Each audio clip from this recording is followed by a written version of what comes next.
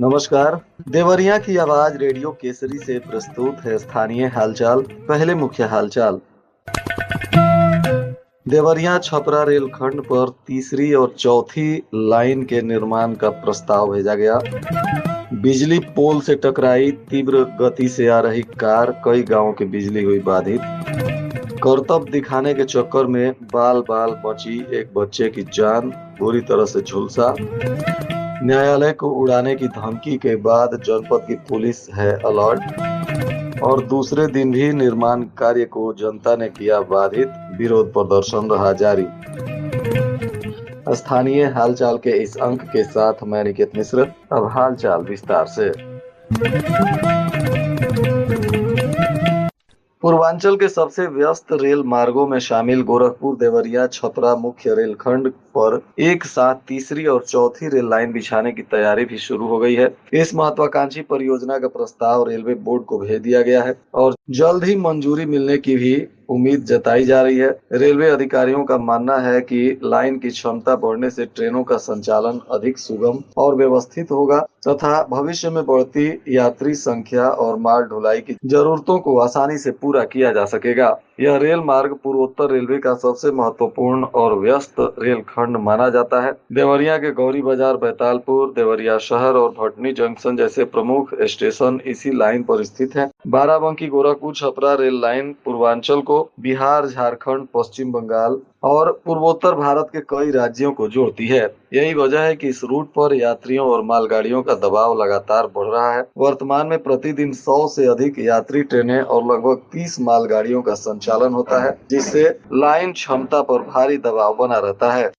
देवरिया मार्ग पर गौरी बाजार में बीती रात एक तेज रफ्तार अनियंत्रित कार डिवाइडर से टकराकर दुर्घटनाग्रस्त हो गई। इस हादसे में कार सवारों को कोई चोट तो नहीं आई, लेकिन एक विद्युत पोल क्षतिग्रस्त हो गया, जिससे गौरी बाजार उपकेंद्र से जुड़े वेस्ट फीडर की कई इलाकों में विद्युत आपूर्ति बाधित हो गई। यह घटना रात के करीब 1:30 बजे की बताई जा रही है। विद्युत पोल टूटने के कारण उसमें करंट प्रवाहित होने लगा। पुलिस की सूचना पर विद्युत आपूर्ति बंद की गई और इसके चलते दर्जन भर गाँवों में बिजली गुल हो गई, जिससे स्थानीय लोगों को परेशानी का सामना करना पड़ा। कलाकारों की नकल उतारना एक 10 वर्षीय बच्चे को महंगा पड़ गया। मुंह में पेट्रोल भरकर आग लगाने के प्रयास में उसका चेहरा बुरी तरह से झुलस गया। फिलहाल बच्चा गोरखपुर एम्स में भर्ती है। यह घटना जिले के भटनी के बसंत पंचमी पर आयोजित एक सांस्कृतिक कार्यक्रम के बाद हुई। कार्यक्रम में कलाकारों ने बच्चों के मनोरंजन के लिए मुंह में पेट्रोल भरकर आग पर फेंकने जैसे करतब दिखाए। कलाकारों के जाने के बाद 10 वर्षीय अंशु ने भी उनकी नकल उतारने की कोशिश की। मुंह में पेट्रोल भरकर जैसे ही आग के पास उड़ेला, उसका चेहरा जलने लगा। दर्द से चीखते बच्चे को देखकर लोग तुरंत आग बुझाने दौड़े। लोगों ने आग बुझाया, तब तक अंशु का चेहरा और मुंह के अंदर का हिस्सा बुरी तरह से झुलस चुका था। अब गंभीर हालत में उसे स्थानीय अस्पताल से इलाज के बाद डॉक्टरों ने रेफर कर दिया और गोरखपुर में यह लड़का जीवन और मौत से जूझ रहा है। यूपी के लखनऊ, वाराणसी, अयोध्या, मेरठ समेत विभिन्न अदालतों को बम से उड़ाने की धमकी मिलने के बाद देवरिया में भी पुलिस अलर्ट हो गई है। दीवानी कचहरी गेट पर पुलिस ने लोगों की जांच शुरू कर दी है और जांच के बाद ही अब अंदर एंट्री दिया जा रहा है। ऐसे तो दीवानी न्यायालय में सुरक्षा का पहले से ही पुख्ता इंतजाम रहता है। हर दिन पुलिस जांच करती है और आने जाने वाले लोगों पर पैनी नजर भी रखी जाती है, परंतु शुक्रवार से अब पुलिस खास चौकन्ना हो गई है। विभिन्न जिलों में कोर्ट को उड़ाने की मिली धमकी के बाद यहाँ भी पुलिस अलर्ट है और पूरी सतर्कता से पुलिस जांच अभियान चला रही है। महदहा में सड़क के चौड़ीकरण को लेकर वार्ड वासियों का विरोध लगातार दूसरे दिन भी जारी रहा। बताया जा रहा है कि यहाँ उपनगर के सोनबरसा वार्ड में लोगों ने लोक निर्माण विभाग द्वारा प्रस्तावित 3 मीटर चौड़ी सड़क के निर्माण का विरोध करते हुए कार्य को रोक दिया। लोग सड़क को और चौड़ा किए जाने की मांग पर अड़े हैं। नगर अध्यक्ष श्री राम यादव के नेतृत्व में दर्जनों लोग मौके पर पहुंचकर निर्माण कार्य को रोकते हुए विरोध कर रहे हैं। चेयरमैन ने बताया कि यह सड़क करीब 30 वर्ष पूर्व बनाई गई थी, जब क्षेत्र में आबादी बहुत कम थी। वर्तमान में इस मार्ग के आसपास 1000 से अधिक घर बन चुके हैं और प्रतिदिन कई निजी विद्यालयों के वाहन इसी सड़क से गुजरते हैं। ऐसे में यदि सड़क केवल 3 मीटर चौड़ी बनाई जाती है तो लोगों को भारी परेशानी होगी। आज जनपद के समस्त थानों पर थाना समाधान दिवस का आयोजन किया गया। इस दौरान राजस्व के अधिकारी और पुलिस के अधिकारी मौजूद रहे। जनता की समस्याओं को सुना गया और संयुक्त रूप से राजस्व और पुलिस की टीम मौके पर पहुंचकर कई समस्याओं के निस्तारण में भी जुटी रही। पुलिस अधीक्षक संजीव सुमन के निर्देशन में जनपद में बेहतर जन सुनवाई और पुलिसिंग व्यवस्था सुनिश्चित करने के लिए यह अभियान चलाया जा रहा है। रामपुर कारखाना कस्बे में अतिक्रमण हटाने के दौरान थानाध्यक्ष ने एक युवक को कई थप्पड़ जड़ दिया। इसका वीडियो वायरल होने के बाद पुलिस मामले की जांच की बात कह रही है। हालांकि वीडियो की पुष्टि हम नहीं करते, परंतु बताया जा रहा है कि रामपुर कारखाना चौराहे के कस्बे के भीतर जाने वाले मार्ग से पुलिस अतिक्रमण हटा रही थी। इसी बीच किसी बात को लेकर थानाध्यक्ष ने एक युवक को कई थप्पड़ जड़ दिया। बताया जा रहा है कि युवक अतिक्रमण हटाने का वीडियो बना रहा था और इसी से नाराज होकर एएसओ ने थप्पड़ जड़ दिया। बसंतकालीन गन्ना बुआई के लिए गन्ना प्रजनन एवं संस्थान सेवरही कुशीनगर से 8 जिलों को 3,241 क्विंटल अभिजनक बीडर सीड बीज गन्ना आवंटित किया गया है। यह आवंटन गन्ना आयुक्त का काबिलब लखनऊ से अपर गन्ना आयुक्त विकास एवं शोध समन्वय के द्वारा किया गया। किसान अपने गन्ना पर्यवेक्षक से मिलकर बीज गन्ना लेकर बुआई करें।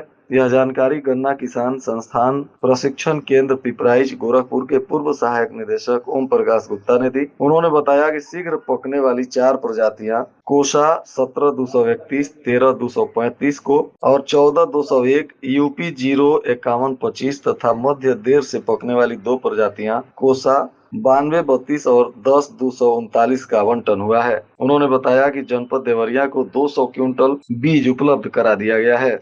देवरिया के बगहा मठिया गांव में 3 साल से प्रस्तावित बिजली पोल का काम अभी तक पूरा नहीं हो सका है। ग्राम प्रधान संतोष पासवान और क्षेत्रीय विधायक की ओर से कई बार विभाग को पत्र लिखे जाने के बावजूद भी संबंधित विभाग की लापरवाही के कारण समस्या जस की तस बनी हुई है। ग्रामीणों का कहना है कि जिस स्थान पर पोल लगाया जाना है वहां पहले से ही बिजली के तार अव्यवस्थित स्थिति में है, जिससे दुर्घटना का खतरा बना रहता है। ग्राम प्रधान ने विभागीय अधिकारियों को लिखित रूप से जानकारी दी है और क्षेत्रीय विधायक ने भी जनहित में संस्तुति पत्र भेजकर शीघ्र समाधान की मांग की थी, लेकिन विभाग ने कोई ठोस कदम नहीं उठाया। रामपुर कारखाना थाना क्षेत्र में शांति सुरक्षा और कानून व्यवस्था को मजबूत करने के उद्देश्य से मॉर्निंग वॉकर चेकिंग अभियान चलाया गया। अभियान के दौरान थाना प्रभारी और उप निरीक्षक ने क्षेत्र के अलग अलग स्थानों पर मॉर्निंग वॉक करने आए लोगों से संवाद करते हुए और मित्र पुलिसिंग की भावना को मजबूत करने पर जोर दिया। अभियान के दौरान संदिग्ध व्यक्तियों और वाहनों की सघन जांच की गई। पुलिस टीम ने चोरी की गाड़ियों, दोपहिया वाहनों पर 3 सवारी, नाबालिगों द्वारा वाहन चलाने और मॉडिफाइड साइलेंसर वाले वाहनों के खिलाफ कार्रवाई की। इसके अलावा अवैध असलहा और मादक पदार्थों की तलाशी भी की गई।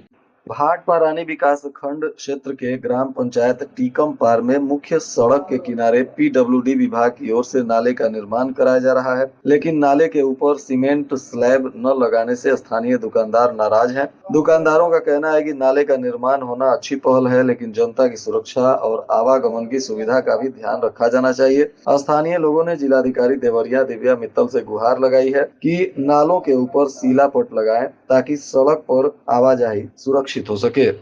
राज्य सूचना आयुक्त दिलीप अग्निहोत्री ने कहा कि सूचना के अधिकार का सदुपयोग किया जाना चाहिए। इसके दुरुपयोग से विसंगतियों को ही बढ़ावा मिलता है। जरूरतमंदों को ही इस अधिकार का अधिकतम लाभ मिलना चाहिए। जन सूचना अधिकारी समय सीमा का पालन करें। शुक्रवार को लोक निर्माण निरीक्षण भवन में राज्य सूचना आयुक्त ने कहा कि प्रत्येक अधिकार में कर्तव्य भी समाहित होता है। आवेदक का अधिकार है कि वह सूचना मांगे, साथ ही उसका यह कर्तव्य भी है कि सूचना निहित स्वार्थ से प्रेरित न हो। यह अधिकार किसी निर्दोष की परेशानी का कारण नहीं बन जाना चाहिए। उन्होंने कहा कि सूचना अधिकारी का कर्तव्य है कि वह 30 दिन की समय सीमा में सूचना को प्रदान करे। हाई स्कूल और इंटरमीडिएट वर्ष 2026 की बोर्ड परीक्षा को लेकर पुलिस लाइन के प्रेक्षागृह में एडीएम प्रशासन प्रेम नारायण सिंह की अध्यक्षता में बैठक हुई, जिसमें परीक्षा को सकुशल संपादित कराने के निर्देश दिए गए। कड़ी सुरक्षा के बीच बोर्ड की परीक्षा आयोजित होगी। इस दौरान केंद्रों पर सख्त नजर रखी जाएगी। वहीं बोर्ड के द्वारा जारी निर्देश क्रम में दृष्टिबाधित विद्यार्थियों को प्रति घंटा 20 मिनट के हिसाब से 1 घंटा अतिरिक्त समय देने का भी केंद्र व्यवस्थापकों को निर्देश दिया गया है। यूपी बोर्ड की परीक्षा 18 फरवरी से 26 मार्च तक आयोजित है और परीक्षा को सकुशल संपन्न कराने के लिए जिले में 174 परीक्षा केंद्र बनाए गए हैं।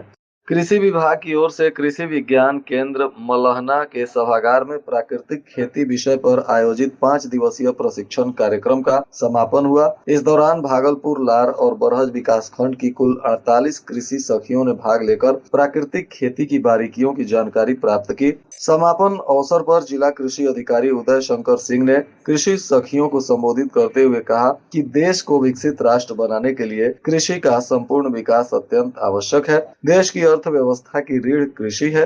उन्होंने कहा कि कृषि क्षेत्र का समग्र विकास सरकार की प्राथमिकताओं में शामिल है और प्राकृतिक खेती इसमें महत्वपूर्ण भूमिका निभा सकती है। मेडिकल कॉलेज में इन दिनों वायरल फीवर, नस की बीमारी से संबंधित पीड़ितों की संख्या बढ़ गई है। चेस्ट पेन और पैरालिसिस की शिकायत लेकर भी लोग पहुंच रहे हैं। मेडिसिन, ऑर्थो, बाल रोग, ईएनटी, पल्मोनरी मेडिसिन, स्किन विभाग में मरीजों की लंबी कतार देखी जा रही है। डॉक्टर को पहले दिखाने को लेकर धक्का मुक्की भी हो रही है। दवा काउंटर और एक्सरे जांच के लिए भी लोगों को लंबा इंतजार करना पड़ रहा है, जिससे मरीजों और तीमारदारों को परेशानी हो रही है। और आज के मौसम का तापमान देवरिया में न्यूनतम 13 डिग्री सेल्सियस और अधिकतम 26 डिग्री सेल्सियस रहने की संभावना है। अंत में मुख्य हालचाल एक बार फिर। देवरिया छपरा रेलखंड पर तीसरी और चौथी लाइन के निर्माण का प्रस्ताव भेजा गया।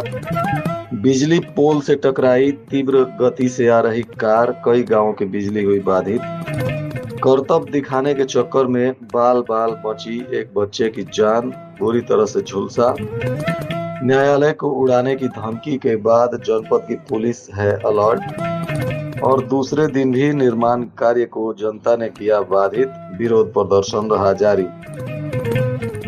इसके साथ ही रेडियो केसरी से प्रसारित स्थानीय हालचाल का यह अंक समाप्त हुआ। नमस्कार।